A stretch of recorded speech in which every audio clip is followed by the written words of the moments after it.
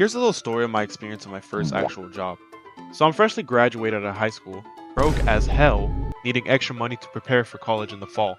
I ended up applying and getting a job at this one warehouse that one of my friends worked at too at the same time, and it was pretty convenient since there was absolutely no interview process whatsoever. They were just hiring just about anyone, and that was made pretty obvious on my first day at work. Y'all really are just hiring anyone at this point, aren't you? Now, when I had just started working there, I had to go through 3 days of 10-hour long training sessions, and it was pretty easy, especially since my job is basically the same as shopping at a Costco for 10 hours straight. All I had to do was carry a little scanner phone that tells me what aisle to go to, and which bin of items to look through, push this cart with a crate in it, and then pick out those items from a bin and put them on a crate. I fill up the crate, put it on a conveyor belt, rinse and repeat.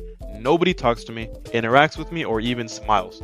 No, like actually though, nobody has emotions at that warehouse. It's kind of crazy. You actually start to get kind of desensitized to the whole nature of working there, and you start staring back at the people who stare at you with zero soul behind their eyes. Well, I guess I shouldn't say that because I think a lot of the people who work there probably had like 2 other jobs on the side, and this was just their little side hustle that they used to make ends meet. But hey, a guy like me used this to save the money to spend on food once I was in college, so. But yeah, so after like a month of working there, I kind of got used to staring at people I passed by for absolutely no reason. Except sometimes I kind of wish I hadn't stared. Like sometimes I wish I hadn't even glanced in a certain direction.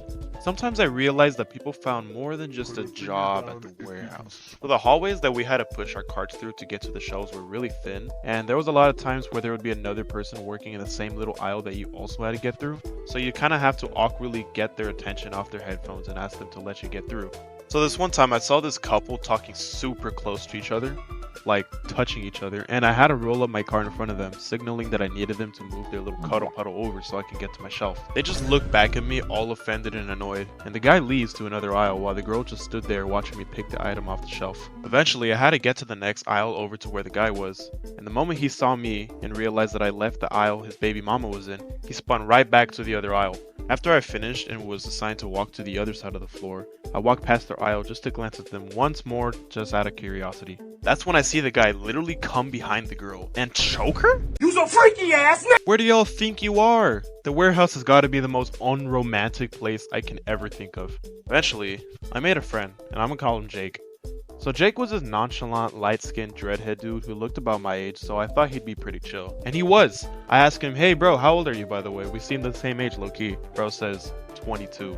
And then I'm like, damn, we are not the same age. And then he proceeds to tell me how he actually had a job at 7-Eleven before this, and he got fired for fighting a homeless person who was harassing the store. So I'm like, damn, wait, first of all, that's crazy. Second of all, I remember seeing this huge bandage on his chin during training, and I wonder if he got his ass beat.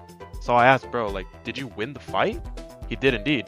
Then he tells me how he dated every single race imaginable and how one of them took him to court.